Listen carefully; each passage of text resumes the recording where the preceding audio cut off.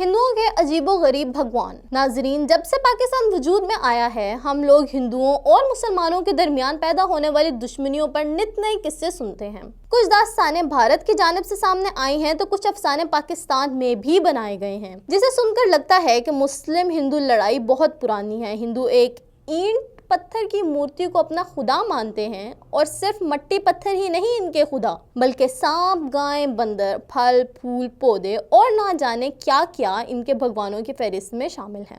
ناظرین، آج کی یہ ویڈیو ہندوؤں کے دیوتاؤں سے متعلق ہے، اور دیوتا بھی وہ ہیں جن کی کوئی خاص گنتی نہیں، بس جو چیز ان کے سامنے آ جائے اسے بھگوان سمجھ کر پوجنا شروع کر دیتے ہیں۔ اور آج ہم آپ کو یہی بتانے کی کوشش کریں گے کہ دراصل ہندوؤں کے کتنے بھگوان ہیں، اور ان کی پوجا کرنے کے لیے، ان سے اپنی مرادیں مانگنے کے لیے کیا کیا جوخم اٹھائے جاتے ہیں۔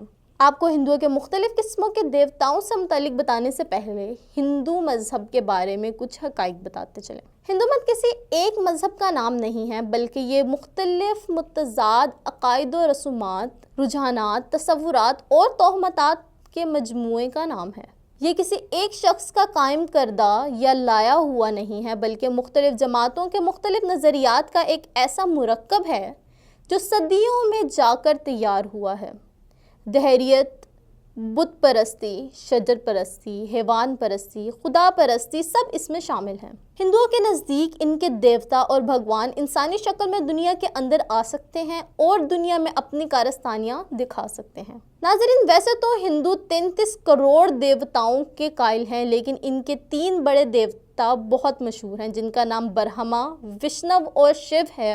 ہندوؤں کے ایک دیوتا کا نام کرشن بھی ہے۔ ان کے علاوہ بھارت میں جن بھگوانوں کی پوجا کی جاتی ہے، ان میں کالی ماتا، ہنومان، ناگ دیوتا، سرسوتی، لکشمی، درگاہ، برہما وغیرہ شامل ہیں۔ ہندو مذہب کے ایک بھگوان وشنو کے بارے میں ہندوؤں کی کتابوں میں لکھا ہے کہ وشنو ایک ایسا بھگوان ہے جس کے 10 روپ ہیں، جن میں سے 9 روپ کے ساتھ مختلف وقتوں میں مختلف شکلوں کے ساتھ اس دنیا میں بار بار اس دھرتی کو بچانے آیا۔ دوستو، ویسے تو ہندوؤں کے بھگوان کروڑوں میں ہیں، جن کو تفصیل سے بیان کرنا خاصا مشکل اور محنت طلب ہے، اس لیے آپ کو ہندو مت کے کچھ بڑے دیوتاؤں سے متعلق بتاتے ہیں۔ دوستو، شیو جی، ہندوؤں کی کتاب رامائن میں شیو جی کو عظیم دیوتا کہا گیا ہے، جن کا کام دنیا کے سارے انسانوں، جانوروں، حیوانوں کی زندگی، موت اور تندرستی دینا ہے۔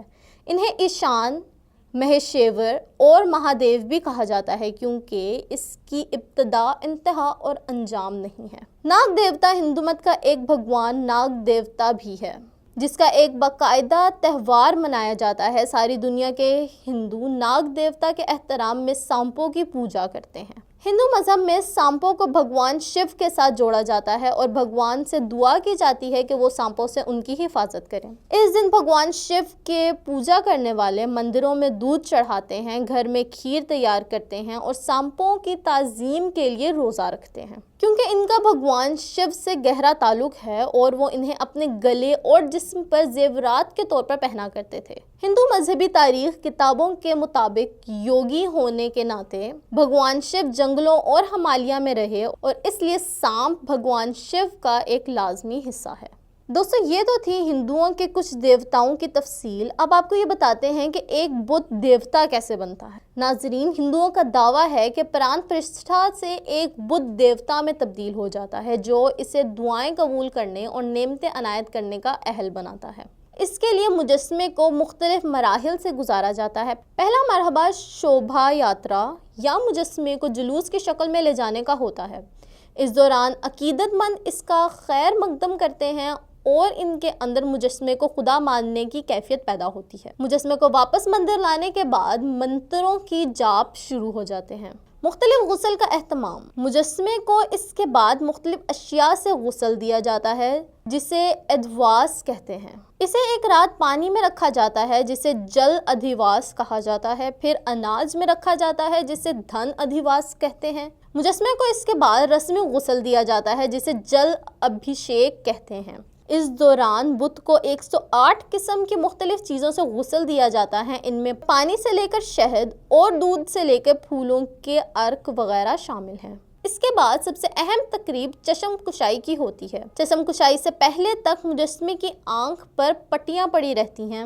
مختلف منتروں کی جاپ کے بعد آنکھیں کھولی جاتی ہیں، جسے بت کا جاگنا کہتے ہیں۔ اس موقع پر سورج، چاند اور ہوا کے دیوتاؤں سے مجسمے کو اپنی عنایت سے نوازنے کی درخواست کی جاتی ہے۔ دوستوں، ایک بت کو دیوتا ماننے کا سب سے آخری عمل چشم کشائی ہوتا ہے۔ اس میں دیوتا کی آنکھوں پر کاجل لگایا جاتا ہے۔ یہ عمل بت کے پہلو میں کھڑے ہو کر انجام دیا جاتا ہے، کیونکہ یہ عقیدت ہے کہ بھگوان کی آنکھیں کھلتے ہی کوئی شخص اس کی روشنی کی تاب نہیں لا سکتا۔ ہندوؤں کا ماننا ہے کہ ایک بار کاجل لگ جائے تو بت کی آنکھ کھل جائے گی اور پران پرتشٹھا کا عمل مکمل ہو جائے گا، یعنی اس میں زندگی آ جاتی ہے اور وہ عقیدت مندوں کی فریادیں سننے لگتا ہے۔ دوستو، ہندو مت کے دیوتاؤں کی بات ہو رہی ہے تو ان دیوتاؤں کی داسیوں کا ذکر کرنا بھی لازمی ہے۔ دیو کا مطلب تو ہے بھگوان اور داس کا مطلب ہے غلام، یعنی بھگوان کا غلام، جو کہ زیادہ تر لڑکیوں کو ہی بنایا جاتا ہے۔ بھارت میں یہ ایک قدیم روایت ہے کہ کچھ بچیوں کو دیو داسی بنا کر مندر کے حوالے کر دیا جاتا ہے،